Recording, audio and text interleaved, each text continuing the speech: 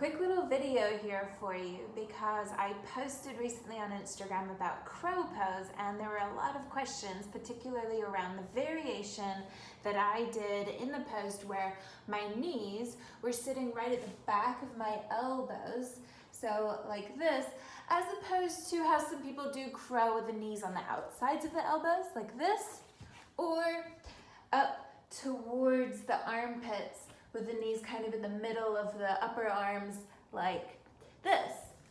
And so I wanted to just make a quick little video for you about this particular variation of crow with the knees at the back of the elbows. And the reason that I do it this way, it's my preferred variation of crow, is because if you look, you'll see that once I've shifted my weight into my hands and I'm up here in my crow pose, my hips are right over my knees are on my elbows are directly over my wrists, so therefore the majority of my weight is already right over my hands, so I can actually kind of like relax and chill out here. I don't have to work that hard, as opposed to if you're trying to get the knees really high up, and there's nothing wrong with that, but just saying, if you're getting the knees really high up the upper arms, you have to work quite a bit harder to lift up. That can be a good thing if that's your goal. The reason though that I really love the knees at the back of the elbows variation is because it has helped me personally work towards more advanced variations of crow, such as flying crow. I posted about this to Instagram, however, for some unknown ridiculous reason, Instagram has removed that post, so there we are, c'est la vie. But with the knees at the backs of the elbows, it's much easier then to lift off into that one-legged crow variation. It's the only way that I've been able to do it.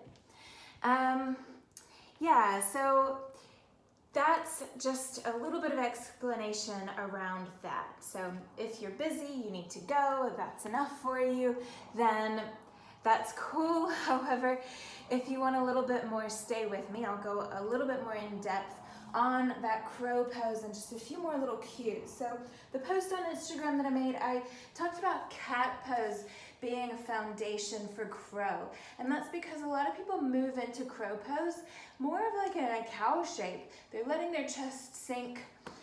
Their belly is switched off, hanging out. Oh, hang on.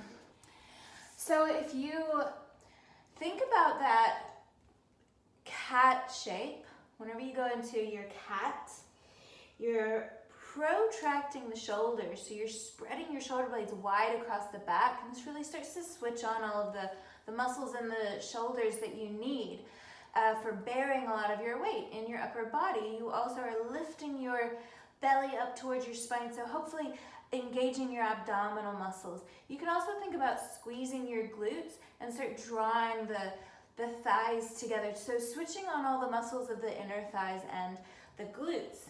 Then you take that position, and if you think about chaturanga, where you're bending your elbows, you just kind of like chaturanga your elbows, but think about that cat shape. So don't just kind of lean into it like this with an arched back, but really round through the upper back and lift the core up, engaging those belly muscles. Then another thing that a lot of people struggle with is they get to about here and they're trying to lift up and they're like, oh, I'm so heavy. But it's because they haven't shifted their weight forward enough. You've got to bring your weight so far forward over your fingers that then your toes just lift up. Your feet don't weigh anything anymore. This can be scary, I know, because it often feels like we're gonna fall once our weight is towards our fingers.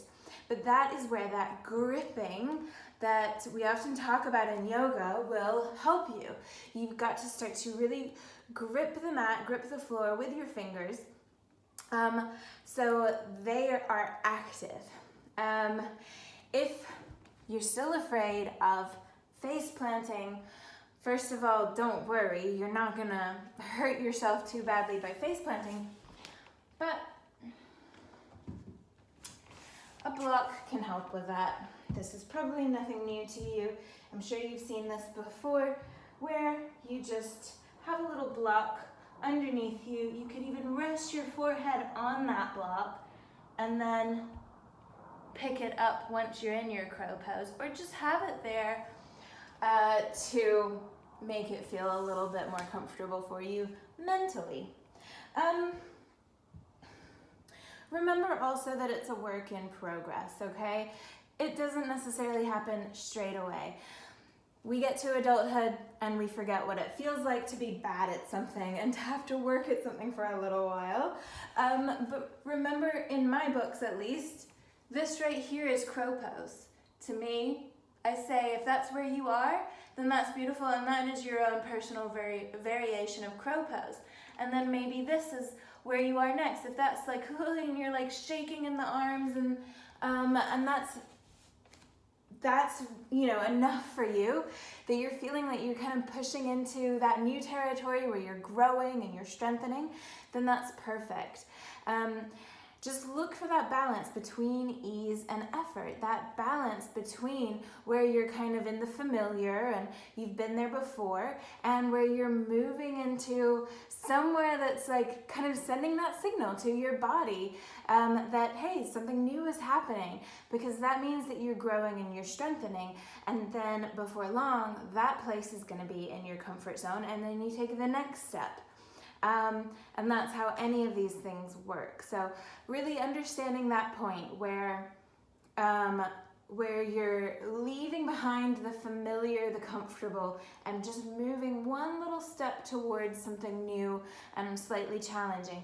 That's the key to really getting any new skill.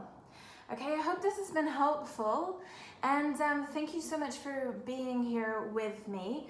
Really appreciate it, and if you've got any requests for something else, just reply to this email and let me know.